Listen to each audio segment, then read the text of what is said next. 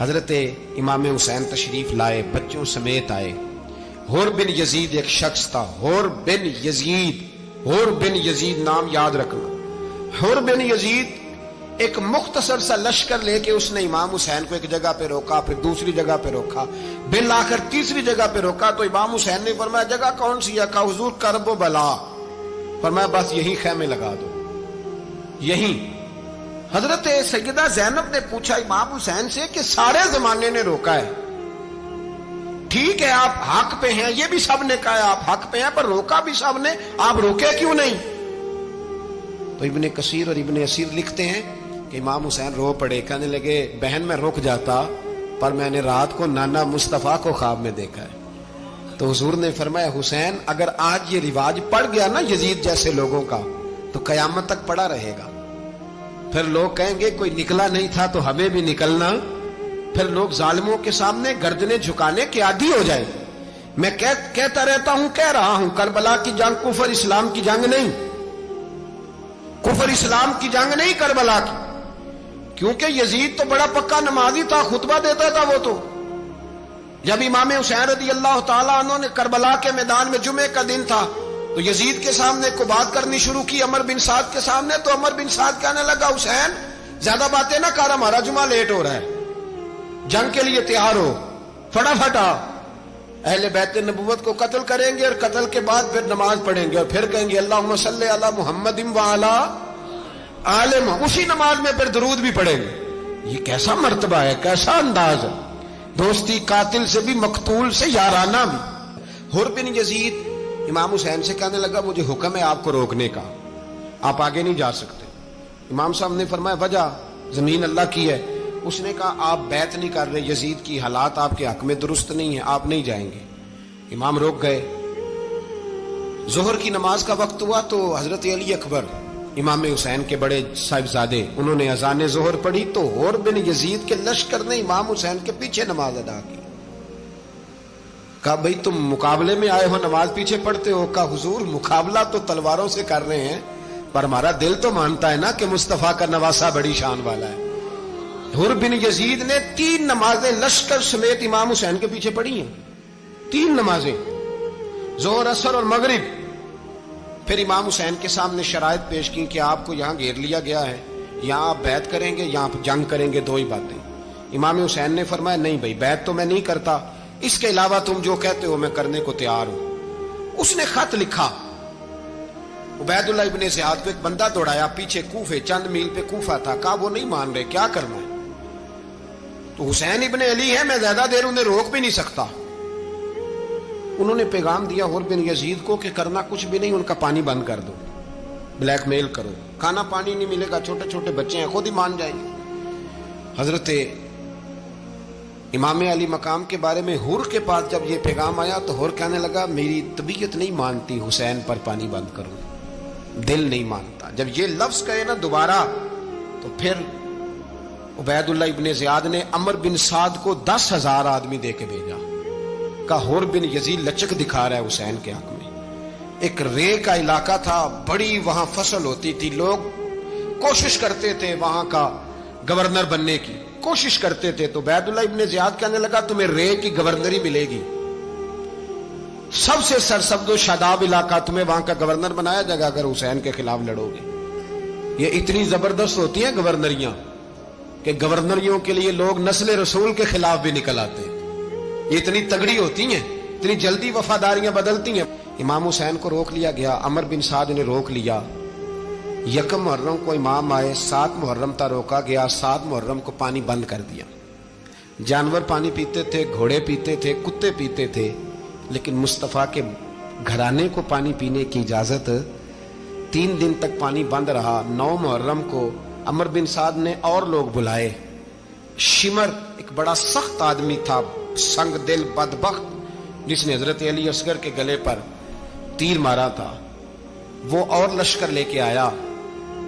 رات کو کہنے لگا امام حسین رضی اللہ تعالیٰ عنہ سے کہ بس بڑا ہو گیا، یہ 9-10 محرم کی درمیانی رات، یا آپ جنگ کریں گے یا آپ بیعت کریں گے، 2 ہی باتیں۔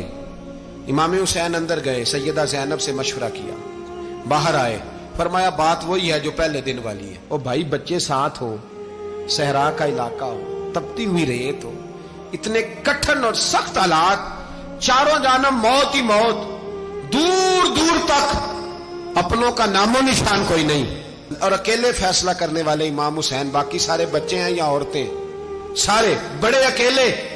इमाम हुसैन रज़ी अल्लाह ताला अन्हु ने फरमाया, भाई बैत तो मैं नहीं करता, बाकी जो तुम्हारा प्रोग्राम है। शिमर और इब्ने साद कहने लगे फिर जंग के लिए तैयार हो जाएं। क्या अंदाज है इमाम हुसैन का। फरमाने लगे कल जंग करूंगा, मुझे पता तो है जंग का नतीजा क्या निकलना है, एक रात मुझे दे दो ताकि मैं खुल के अपने रब की इबादत तो कर लूं।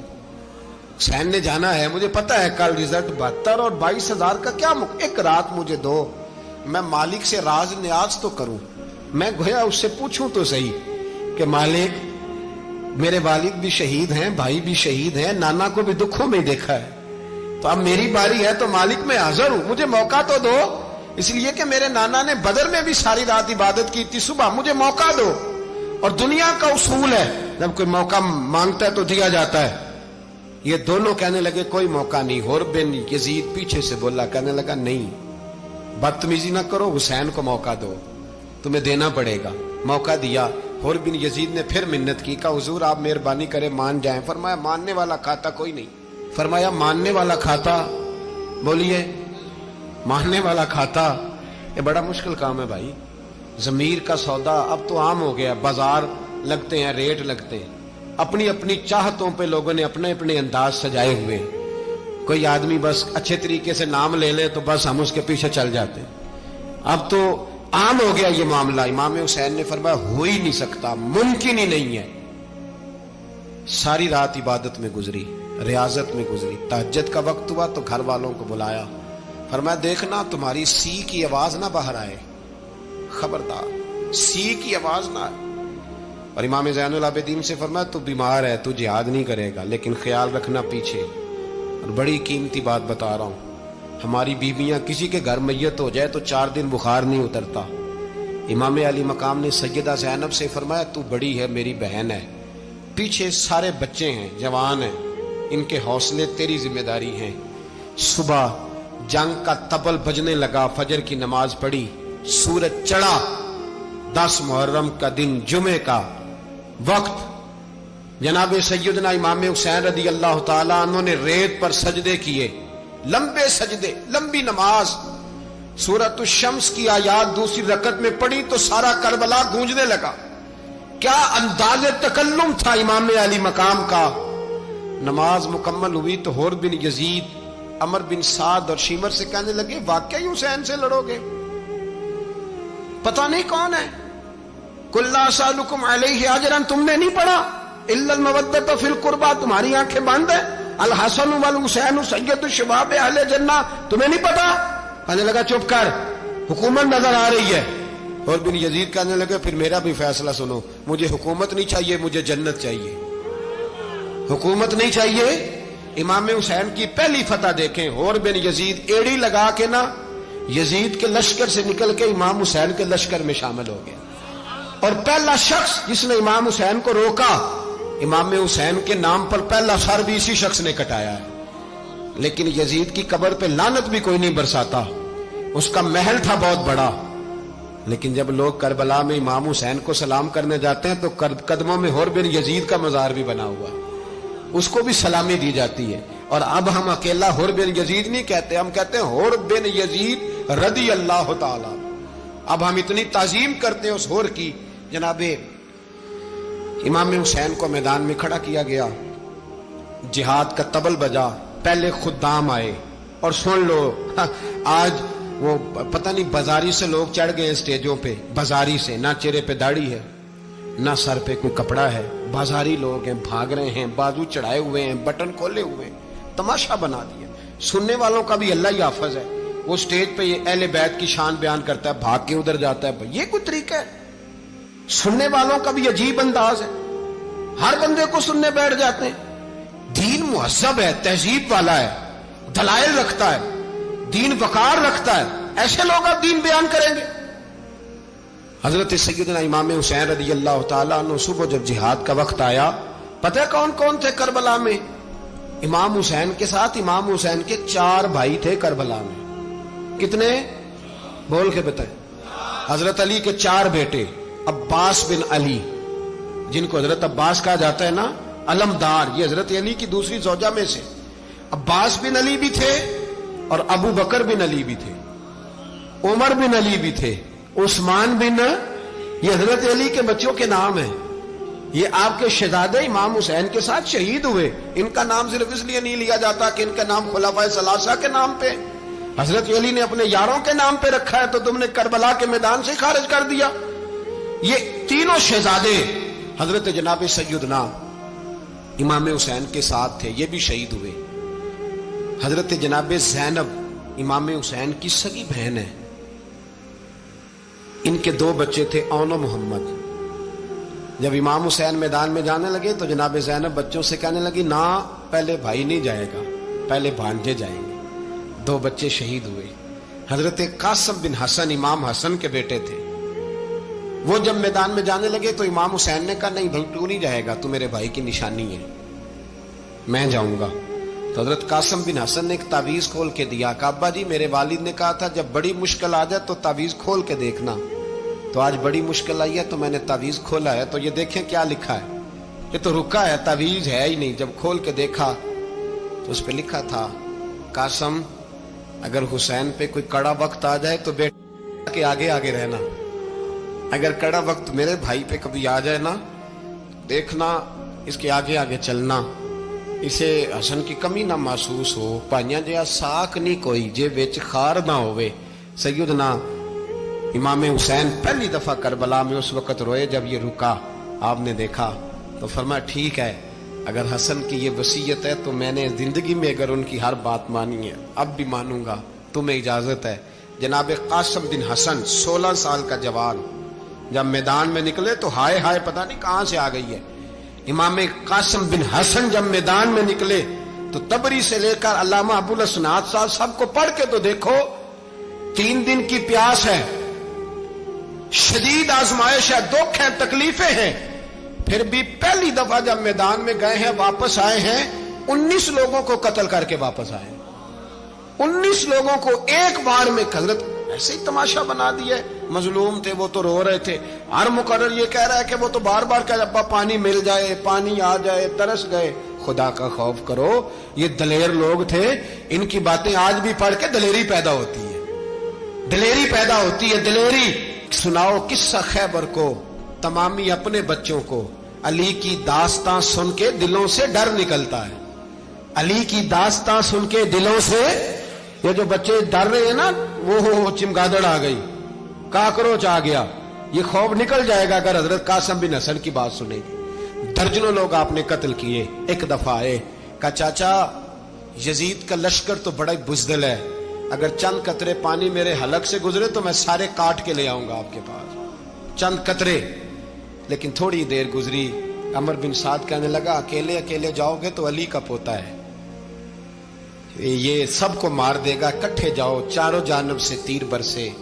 ایک تیر لگا آ کے گردن کے پیچھے، بس جناب سیدنا قاسم بن حسن گھوڑے سے نیچے گرے. تو جناب زینب حوصلہ کر کے آنسو سمیٹ کے کہنے لگی میں دیکھ رہی ہوں پردے کے پیچھے سے حسین میرے بھائی کا بیٹا گر گیا ہے، جا اسے اٹھا کے لا. حضرت امام حسین ان کو اٹھا کے لائے تو امام حسین نے سینے سے لگایا ہوا تھا تو ان کے پیر، ان کا قد لگتا تھا امام حسین سے زیادہ ہے. اٹھا کے لایا، لٹا دیا گیا. امام حسین کے اپنے بڑے بیٹے میدان میں نکلنے کو علی اکبر نام ہے. جب جن لوگوں نے حضور کو نہیں دیکھا تھا وہ جب کہتے نا ہم نے نبی پاک کا دیدار نہیں کیا تو بتاؤ کس طرح کے تھے، تو بتایا جاتا تھا کہ جناب علی اکبر کا دیدار کرو، ہم شبیہ مصطفیٰ. اور جب وہ گلیوں میں نکلتے تھے تو عورتیں چھتوں پہ چڑھ جاتی تھیں. جناب علی اکبر رضی اللہ تعالیٰ عنہ تلوار لے کے میدان میں نکلے، جوان بیٹے دینے بڑے مشکل. او یارو رٹا کیا ہے یہ تو بتاؤ کہ ظالم آدمی حکمران ہے یار، یہ رٹا ہے، ایک ظالم کا رستہ روکنا ہے. اس رٹے کے لیے ہم شبیہ مصطفیٰ جناب سیدنا امام علی اکبر میدان میں نکلے، بڑے لوگ مارے، بڑے. پھر ایک تیر ان کے بھی گلے میں لگا اور جب وہ گرے نا زمین پہ تو حضرت इमाम हुसैन दौड़ के आए, दौड़ के, और जब तशरीफ लाए तो उनके गले से तीर खींचा तो एक जुमला लिखा है साहिब तबरी ने, उसने हद कर दी। कहने लगे तीर खींचा तो इमाम हुसैन की आंखों में आंसू आए। कहने लगे काश जनाब इब्राहिम आज मेरे सामने होते तो मैं उन्हें कहता कि आपने तो बेटा ज़िबा करते वक्त आंखों पे पट्टी बांधी थी, देखो मैं खुली आंखों से बच्चे ज़िबा कर रहा, खुली आंखों। काश जनाब इब्राहिम खलील होते तो उन्हें कहता। जनाब अली अकबर भी शहीद हुए। हजरत अली असगर को तो अचानक उठाया था इमाम हुसैन, बाहर निकले तो गर्दन पे तीर लगा तो 6 महीने का बच्चा वो भी शहीद हुआ। खून उछाला आसमान की तरफ तो कहा मौला देख ले, मैंने 6 महीने वाला भी नहीं बचाया, वो भी दे दिया है। फिर हजरत अब्बास को बेटियों ने कहा कि अब ना, कुछ कहते हैं पहले शहीद हुए, कुछ ने लिखा बाद में, अब हमसे पानी के बगैर नहीं रहा जाता। तो जनाब अब्बास पानी का मशकीज़ा लेके निकले, बाहर निकले, एक हाथ कटा, दूसरे पे मशकीज़ा वो भी कटा। देख लो मैं पस मंजर पे हूं अभी तक, मैं बता रहा हूं कि जिहाद किसके खिलाफ था? जालिम हुक्मरान के खिलाफ, जालिम काफिर के खिलाफ नहीं, मुशरिक के खिलाफ नहीं। हजरत इमाम हुसैन रज़ी अल्लाह ताला अन्हु ने हर जगह एक ही बात की कि यजीद शराबी है तो बच्चे कटवा दूंगा, शराबी को वोट। ये एक नहीं, हर किताब में यही लिखा, हर किताब में, और हर मसलक की किताब। यजीद चूंकि मुजरे देखता है, रंडियों का नाच देखता है, बच्चे कटवा दूंगा, उसके हाथ में हाथ। इमाम हुसैन ने फरमाया चूंकि अल्लाह की हदों को तोड़ता है, हुकूकुल्लाह पामाल करता है, हुदूदुल्लाह, बच्चे कटवा दूंगा लेकिन उसके हाथ में हाथ। सारा दिन खुद मुजरा देखना और 10 मुहर्रम को 2 देगे पका के हुसैनी बन जाना, सारा साल खुद गंद मंद करना, शराबियों के साथ रहना और 10 मुहर्रम को 2 आंसू बहा के याद रखना। मैं हमेशा कहता हूं, फिर कह रहा हूं, जिसके मोबाइल में गंदे गाने हैं, गंद देखता है, शराबी कबाबी का सपोर्टर है, वोटर है, या मुजरे देखता है, आता जाता है, वो याद रखे कयामत में इमाम हुसैन का हाथ होगा, उसका गिरेबान होगा। हमसे न रकम होंगे कसीदे यजीद के, हम लोग तो हुसैन के सीरत निगार। हजरत अब्बास बाजू कटा, फिर पानी तो भर लिया था, ला ना सके, फिर गर्दन कटी तो शहीद हुए। बच्चों की भी शहादत हुई, पर जब उनका लाशा उठाया तो इमाम हुसैन कहने लगे मौला अब ना हुसैन की कमर कमजोर हो गई है, अब कमजोर हो। और भाई एक मैयत हो जाए तो 4-5 दिन तो पूरी आंखें नहीं खुलती, कैसा जर्री खानदान है। थोड़ी देर गुजरी तो इमाम अली मकाम ने पटका बांधा, सर पे दस्तार बांधी, मौला अली की तलवार पकड़ी, नबी पाक का इमामा बांधा और घोड़े पे सवार हुए तो कहने लगे ज़ैनब घर तेरे हवाले और मैं अल्लाह के हवाले, घर तेरे हवाले और मैं। और फिर इमाम हुसैन निकले, इमाम अली मकाम निकले। रावी कहते हैं कि ये जलवा पहले भी बड़े सोने थे, पर आज जो रंग देखा वो कभी नहीं देखा। क्या अंदाज था, जिधर जाते नारा लगाते तो हद हो जाती। इतने लोग इमाम हुसैन ने काटे, इतने काटे, फिर वापस पलट के आए और कहने लगे ज़ैनब जरा पर्दे के पीछे से देख तो सही मेरी बहन, इन बुज़दिलों को जुर्रत ही नहीं हो रही हुसैन के मुकाबले में आने। एक दूसरे को धक्का देते, तू जा तू जा, फिर इकट्ठे वार हुए। ये कौन है कटा हुआ, लिबास है फटा हुआ, ये बिल यकीन हुसैन है, नबी का नूर ऐन है। फिर चारों जानिब से तीर बरसे तो इमाम अली मकाम चूंकि नमाज का वक्त हो गया था, उतरे घोड़े से, खून बह रहा था, गर्म तरीन रेत से तयम्मुम किया, सर सजदे में रखा और जब शिमर आपकी गर्दन काटने लगा तो कहने लगे ठहर जा जरा, रब से एक बात कर लेने दे। और फिर बोले इमाम हुसैन, कहने लगे मालिक तू अब बता के हुसैन से राजी है कि नाराज है, तू बता। तो फिर एक आवाज आई, या अय्यतुहन नफ्स मुतमइन्ना इरजिई इला रब्बिकी रादियतम मर्दिया। फरमाया नफ्स मुतमइन्ना वापस आ जा, तू अल्लाह से राजी है, अल्लाह तुझसे राजी। इमाम हुसैन वहां शहीद हो गए। अब ये काफिला इमाम हुसैन का सर काट, जरा देखना गौर करना, सर काट के नेज़े पे रखा है, जिस्म करबला में पड़ा है। औरतों को घोड़ों पे बिठा के ले जाया गया यजीद के दरबार में।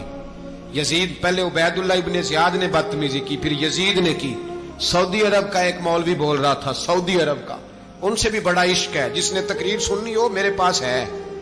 हमें लोग मशवरे देते हैं कि जो यजीद को अच्छा कहे और हुसैन को बागी कहे उसको हम इमाम मान लें।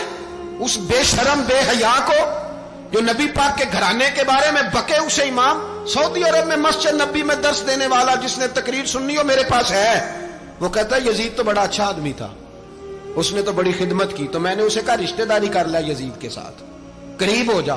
شرم نہیں آتی؟ آج بھی نبی پاک کا دل دکھاتے ہو، حیا نہیں آتی، خیال نہیں آتا؟ اور لوگ گھر میں بیٹھ کے باتیں کرتے ہیں، کہتے ہیں جی جو بیت اللہ میں ہو وہ بھی برا ہو سکتا ہے۔ بیت اللہ میں تو 360 بت بھی تھے، وہ اچھے تھے۔ مدینے میں تو 360 منافق بھی رہے، پوری سورہ منافقون نازل ہوئی، وہ اچھے تھے۔ عجیب تماشا بنا دیا لوگوں نے مذہب کا۔ کہتا ہے یزید نے تو بڑی خدمت، تو عبید اللہ ابن زیاد نے قتل کیا۔ بے شرمو، اگر عبید اللہ ابن زیاد نے بھی قتل کیا تھا تو حکومت کس کی تھی؟ تو پھر یزید نے عبید اللہ ابن زیاد کو سزا کیوں نہیں دی؟ بلکہ ایک جگہ 2 گورنریاں دی اس کو، یہ حال کیا۔ بلکہ سنو کہ یزید چھڑیاں مار رہا تھا، چھڑیاں۔ امام حسین کے لبوں پہ تو نعمان بن بشیر صحابی تھے، بول پڑے، کہنے لگے یزید بدبخت، ہاتھ پیچھے اٹھا، مجھے اللہ کی عزت کی قسم میں نے سینکڑوں بار نبی پاک کو ان ہونٹوں کو چومتے دیکھا ہے۔ حضرت جناب زینب عورتوں کے مجمع میں پیچھے ہو کے بیٹھی ہیں، یزید کے پاس جب پہنچا لشکر تو یزید کہنے لگا دیکھو اللہ نے مجھے عزت دی اور میرے مخالفوں کا کیا حال ہوا۔ تو بی بی زینب بول پڑی، اتنے صدمے سہے پر آواز توانا ہے، جاندار ہے، جاندار۔ ہمارا کسی بندے سے جائیداد کا رٹا نہیں، ہم تو چاہتے ہیں امت اکٹھی ہو جائے، لیکن جو بندہ نبی پاک کی ماں کو دوزخی کہے، حضور کے باپ کو جہنمی کہے، یزید کو امیر المومنین کہے، اس کے ساتھ اتفاق رائے کر لیا جائے، یہ مذہب ہماری سمجھ میں نہیں آتا، بالکل نہیں آتا، قطعاً نہیں ہماری سمجھ میں آتا۔ کیسے اتحاد کر لیا جائے؟ یہاں تو میرے بھائی جو ہمارے ابا کا مخالف ہو اس سے اتحاد نہیں ہوتا، اور جو نبی پاک کے والد کو دوزخی کہے اس سے اتحاد ہو جائے۔ کہتے ہیں جی وہ جی اتنی فرقہ واریت ہو گئی، ہم کس مسجد میں جائیں؟ 60 پارٹیاں پاکستان میں رجسٹرڈ ہیں جو الیکشن لڑتی ہیں، کبھی کسی بندے کو ٹینشن نہیں ہوئی کہ کس کے پاس جائیں کس کے پاس نہ جائیں، کبھی نہیں کوئی بولا کہ اب وہ بھی کھڑا ہو گیا، وہ بھی، کوئی ٹینشن نہیں۔ مذہب کی باری ٹینشن ہو جاتی ہے، اتنا بڑا مذہب ہوتا ہے بھائی، غلط بندے بھی آ جاتے ہیں بیچ میں، تھوڑا پہچان کے چلنا پڑتا ہے صحیح کون ہے اور غلط۔ اور یہی تو ہمیں امام حسین نے بتایا ہے کہ مذہب کے اندر ہی تم نے شناخت کرنی ہے کہ بندہ ٹھیک کون ہے اور بندہ غلط۔ یہی تو کربلا ہے، یہی تو امام حسین نے بتایا، کفر اسلام نہیں، حق اور باطل۔ تو سمجھیے گا حضرت سیدہ زینب نے جب سنا نا کہ یہ کہہ رہا ہے کہ مجھے اللہ نے عزت دی، تو جناب زینب بولی، نعمان بن بشیر کہتے ہیں بی بی بولی، اتنے صدمے ہیں پر جناب زینب بولی اللہ اکبر، اس انداز میں بولی کہ پہلے قرآن مجید کی آیت پڑھی، کہنے لگی وَتُعِزُّ مَن تَشَاءُ وَتُذِلُّ مَن تَشَاءُ بِيَدِكَ الْخَيْرُ إِنَّكَ عَلَىٰ كُلِّ شَيْءٍ قَدِيرٌ۔ اور پھر کہنے لگی یزید تو بکتا ہے، کہتا ہے کہ تو عزت والا ہو گیا، یہ تیری حکومت ہے، 4 دن گزرنے دے، تجھ پہ کوئی لعنت بھی نہیں برسائے گا، اور میرے بھائی کا قیامت تک ممبروں میں اور خطبوں میں ذکر ہوا کرے گا، وقت گزرنے دے۔ جب جناب بی بی زینب بول رہی تھی تو حضور کے ایک نابینا صحابی پاس بیٹھے تھے، جناب نعمان بن بشیر کا ہاتھ ہلایا، ہلا کے کہنے لگے کیا علی آ گئے؟ تو علی کی آواز لگتی ہے، جبریل امی بول رہے ہوں جیسے، حکمت کے گوہر رول رہے ہوں جیسے، دربار دمشق میں بی بی زینب کا خطاب، منبر پہ علی بول رہے ہوں جیسے۔ میرے بھائی بس کربلا والا قافلہ تو مدینے پہنچ گیا، 3 سال یزید نے حکومت کی، شرابیں عام ہو گئیں، مکے پہ حملہ ہوا، خانہ کعبہ کا غلاف جلا، مدینے پہ اس نے حملہ کیا، 3 دن مسجد نبوی میں اس نے گھوڑے باندھے، مسجد نبوی میں صحابہ کو نکال کے اپنا اس نے امام مقرر کیا، لیکن پھر امت نے اسے قبول نہ کیا، پھر وہ رسوا ہوا اور آج تک وہ رسوا ہے۔ لیکن امام حسین کا نام کل بھی زندہ تھا اور آج بھی۔ درس یہ ہے، پیغام یہ ہے، پیغام یہ ہے، یاد رکھو موت تیزی سے آ رہی ہے، ہمارے ساتھ والے دائیں بائیں والے سب چلے گئے، اسی طرح نمبر لگے گا، ایک دن اعلان ہوگا۔ ضمیر کے قیدی بن کے زندگی نہ گزارو، بالکل نہ گزارو، یہ تھوڑی سی زندگی ہے، دنیا سجن المومن۔ حق بات کرو، حق پہ ڈٹنا سیکھو، دین سمجھو، خبردار رسول پاک صلی اللہ علیہ وسلم کے دین میں ظالم، جابر، فاسق، فاجر کی کوئی گنجائش قطع نہیں ہے۔ اپنے آپ کو سمیٹو، اپنے آپ کو سنبھالو، دین میں اپنا کردار ادا کرنے کی کوشش کرو، دین طلب کرتا ہے ہم سے کہ ہم نے دین کو کیا دیا ہے. امام حسین نے سارا گھرانہ دین کے لیے دے دیا. ہمارا جو بچہ کسی کام کا نہیں رہتا اسے مدرسے داخل کراتے ہیں. ہم نے دین اتنا کمزور کر دیا ہے کہ عالم اگر شور نہ کرے، عالم اگر شور نہ کرے، زور نہ کرے، گھٹن والا ماحول ہو گیا. مذہب کی پوزیشن کمزور کر دی. اب جہاں تک اس بات کا تعلق ہے جی فرقے ہو گئے، تو میرے بھائی یہ کوئی اتنی خطرناک بات ہے، یہ کوئی اتنا مشکل معاملہ نہیں ہے. یہ تو امام حسین نے بتا دیا تھا کہ یزید کے طور پر ایک غلط فرقہ کھڑا ہو گیا ہے، لہذا اس کا مقابلہ کرنا ہے. اس میں کوئی بری بات ہے؟ لیکن ایک سبق ہے بزرگوں کا کہ اگر سچی بات بھی نہیں کرنی تو پھر اس منبر کا حق ادا نہیں ہوتا. جو سچ بولے وہ حسینی ہے، جو ظالم کے سامنے کھڑا ہو جائے وہ حسینی ہے. جو مصلحت کوش ہو، جو کہے ٹائم نہیں، گراؤنڈ ریالٹی نہیں، حالات نہیں، طبیعت نہیں، موقع نہیں، تو ابھی امام حسین کے پیغام کو نہیں سمجھا.